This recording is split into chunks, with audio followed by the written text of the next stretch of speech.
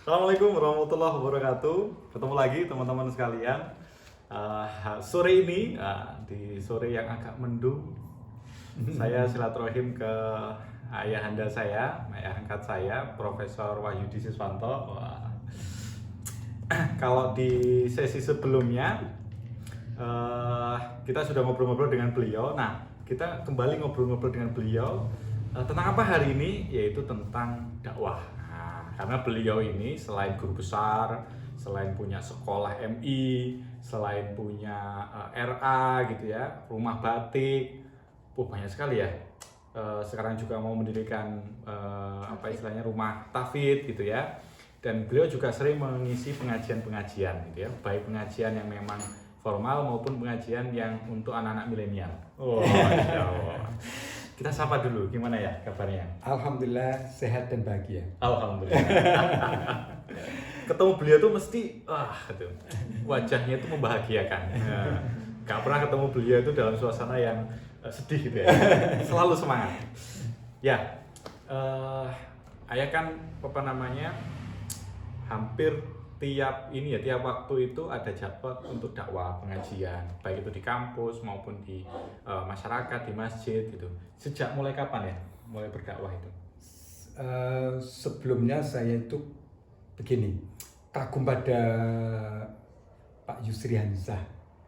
Pak Yusri Hansah itu pembicara, pendakwah yang keren luar biasa. Beliau itu pengetahuannya luas, cara berdakwahnya bagus. Nah, saya itu bermimpi, kapan ya saya bisa menjadi seorang seperti itu. Nah, Kapan itu? waktu masih kecil. Oh. Waktu masih kecil dulunya sering diajak oleh nenek, oleh ibu itu diajak pengajian. Motivasi saya kalau diajak pengajian apa? Makan. Karena setiap kali pengajian begitu diajak saya tidur. Setelah tidur di tengah-tengah pokoknya klotak. Nggak Bangun Iya. itu acara makan. Iya. Tapi dari sanalah saya tiba-tiba saja ada pembicara 1 menit 2 menit saya dengarkan tidur lagi. Dari sana ternyata ketemu dengan Pak Yusri Hansah luar biasa. Saat itulah saya jatuh cinta pada pembicara. Nah, saya punya mimpi kapan ya saya bisa menjadi pendakwah seperti beliau. Masya Allah. Alhamdulillah hari ini saya diberi kesempatan oleh Allah menyampaikan walaupun satu ayat. Masya Allah. Luar biasa.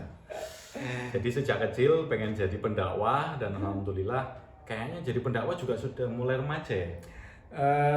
Mulai dari mulut ke mulut lewat teman-teman dulu, dan tidak hanya begitu tapi bertengkar dulu ya. Maksudnya gimana? Karena ilmunya masih cetek. Oh, Nah, debat. berdebat. Okay. Berdebat. Kan semangatnya itu sampaikan awal satu ayat. Begitu pengajian satu ayat saya sampaikan. Saya sampaikan ilmunya enggak cukup, bertengkar dulu. Berdebat dulu. Seperti itulah diasah, diasuh dan diasih ya lewat itu. Alhamdulillah saya berterima kasih kepada teman-teman yang dulu mendebat saya. Terus setelah itu mencoba untuk di perkumpulan di kelompok-kelompok kecil. Tapi saya bermula dari tidak menjadi pendakwah dulu, yang mungkin dia menjadi pembicara dulu. Setelah menjadi pembicara, orang-orang mempercayai, ya sudah disuruh memberi tausiah. Wow. Termasuk korbannya adalah Dek David. Ya, jadi saya sering ngajak beliau untuk sharing ya kan, untuk seminar dan lain sebagainya. Pokoknya ya tanggal ini ya mau diusahakan ya, walaupun beliau ada jadwal itu gimana caranya biar beliau bisa gitu ya, walaupun dengan cara yang halus gitu ya. Pokoknya digeret gitu ya. Iya. Dan alhamdulillah banyak para instansi yang tercerahkan gitu, mendapatkan manfaat dari siraman rohaninya beliau yang gaya dakwahnya itu gaya yang dinamis ya. Bukan gaya yang kita itu harus begini-begini, enggak, tapi beliau dengan santai, cerita-cerita lucu, bahkan selengean gitu ya. Nah, ya berarti kalau secara mendasar dakwah itu apa bagi seorang Profesor Wahyudi, apa dakwah itu? Buat saya ada satu ajaran yang begitu menghujam begitu ya, yang menghentak saya. Sebaik-baik manusia adalah yang bermanfaat buat orang lain. Itu saya pikir luar biasa buat saya. Apa ya yang bisa saya manfaatkan dari tubuh saya, dari mata saya, ya ini dari mulut saya. Apa yang bisa saya manfaatkan? Lewat mulut saya bisa menyampaikan sesuatu. Saya dulu gagap. Di dapur saya itu gagap kalau bicara. Ayah sering cerita itu. Iya. Gimana ya? Saya itu gagap kalau gagap ternyata bisa disembuhkan oleh Allah, saya tidak gagap lagi. Kenapa saya tidak beramal dengan mulut saya ya? Lewat itulah saya ingin satu kata, dua kata, tiga kata dari apa yang saya bicarakan ini bisa mengubah hidup. Karena hidup saya terus terang pernah tercerahkan dengan hanya satu kalimat dari guru saya. Satu kalimat saja. Suatu saat guru, ini cerita agak panjang tidak? Boleh, harus, wajib. Mohon maaf. Suatu hari guru saya itu pernah memanggil saya. Sini, dipanggil. Saya tidak tahu kenapa kok saya dipanggil. Ketika itu saya ranking 9 dipanggil. Hanya satu kalimat yang diucapkan. Sampai hari ini saya masih ingat betul di mana tempatnya, menghadap kemana. Dan siang hari. Kemarin mau saya foto sebetulnya tempat itu karena belum berubah. Tempatnya belum berubah, mau saya foto di sanalah tempat itu yang membuat saya berubah. Nah, satu kalimat itu adalah begini. Yudi, kamu sesungguhnya pandai. Tapi kamu tidak pernah mempergunakan kepandaianmu. Kenapa beliau berkata begitu? Karena semester depan ada pengumuman beasiswa. Ranking 1 sampai ranking 5 itu akan diberi beasiswa. Saya ranking 9. Jangankan melewati ranking 5 dan ranking 4. Ranking 8 itu luar biasa pinter. Ranking 7 itu waduh luar biasa. Ranking 6 yang saya ingat, ranking 6 itu sudah rajin, tulisannya bagus, duduknya di muka, aktif bertanya lagi. Wah, Yudi apa? Terus, waduh, ini bagaimana melewati? Ternyata lewat, wah Yudi, kamu sesungguhnya pandai, tapi kamu tidak pernah mempergunakan kepandaianmu. Ternyata semester berikutnya, alhamdulillah ranking 8 saya lewati, ranking 7 saya lewati, 6, 5, 3 lewati. Berarti ranking 2? Ranking 3, ranking 2, alhamdulillah. Iya, ranking 2. Masya Allah. Alhamdulillah saya dapat beasiswa. Tentu saja yang mengubah hidup saya Allah. Tapi lewat tangan-tangan. Iya, lewat kata-kata gitu ya. Dan saya berpikir kalau satu kalimat bisa mengubah hidup orang, berarti yang kita lakukan sekarang ini kan berkalimat-kalimat. Yeah. Tapi kenapa tidak mengubah hidup orang? Buat saya dakwah adalah mengubah hidup orang. Masya Allah. Dakwah mengubah hidup orang ke arah kebaikan. Masya Allah. Tapi ini sebagai agen saja, yang mengubah hati adalah Allah. Tapi kita itu kan makelar ya. Saya ingin menjadi makelar Allah yang baik untuk mengajak berubah dalam hidup ke arah kebaikan. Masya Allah. Masya Allah. Siap ya. Luar biasa sekali. Dakwah itu mengubah hidup orang. Oke. Ya. Adakah pengalaman dakwah yang itu sangat berkesan sekali, gitu ya?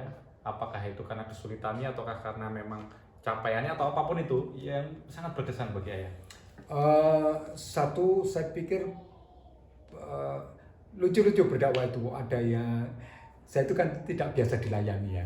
Ketika berdakwah itu dilayani minumannya, makanannya itu jadi lucu, buat saya itu lucu sekali karena saya tidak biasa itu.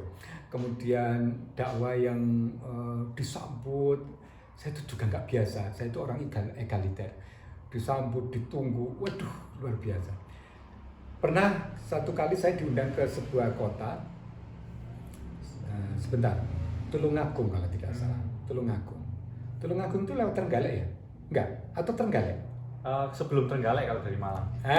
Sebelum Trenggalek. Saya diundang di Tulungagung. Jam pagi hari. Saya pikir daerah itu hanya di Tulungagung. Ternyata daerah Tulungagung itu melewati Trenggalek. Jadi keliling. Dan yang menunggu penuh sekali. Itu yang membuat saya terharu.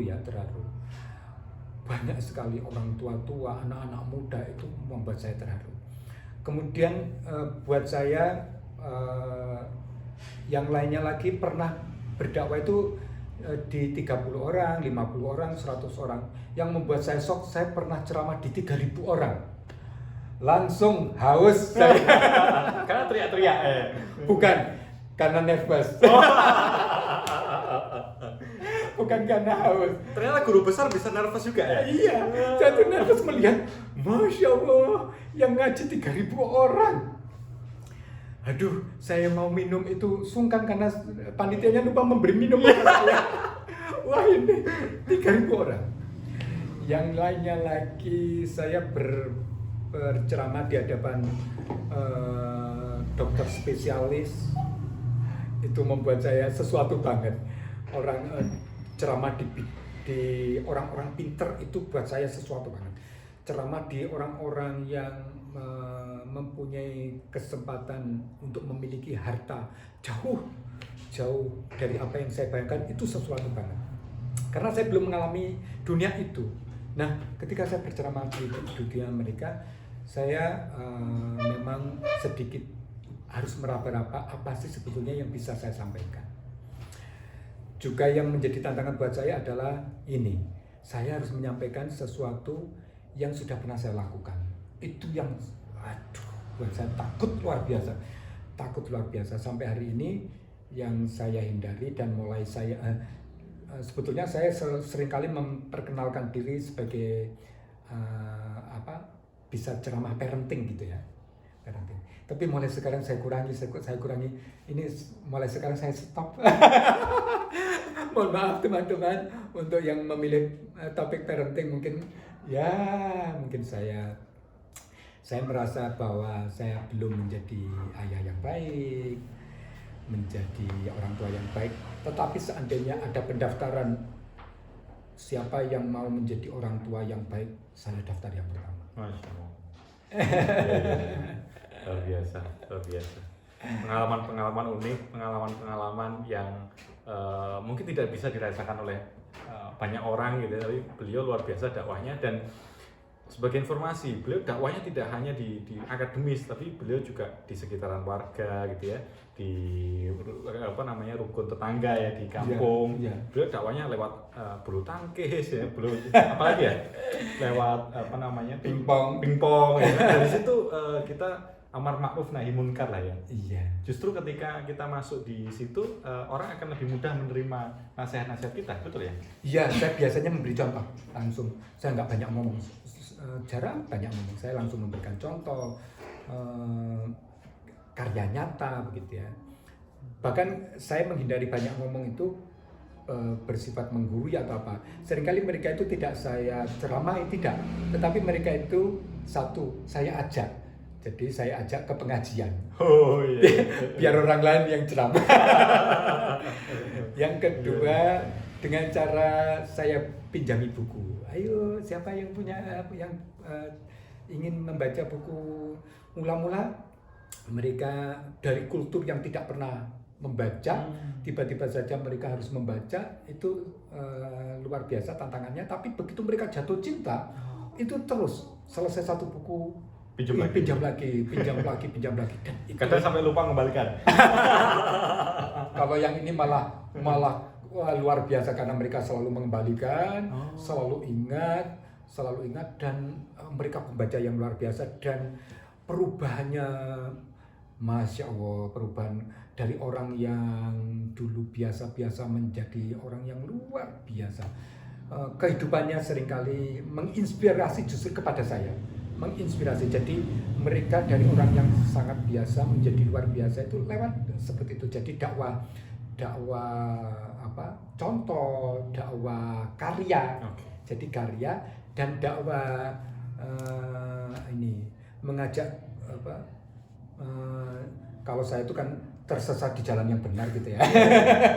Tersesat di jalan yang benar. Nah, mereka saya sesatkan ke jalan yang benar. Golek onco ya. Siap. Keren sekali diskusi kita pada hari ini ya. Terima kasih waktunya. Kita sambung di kesempatan berikutnya. Assalamualaikum warahmatullahi wabarakatuh. Waalaikumsalam.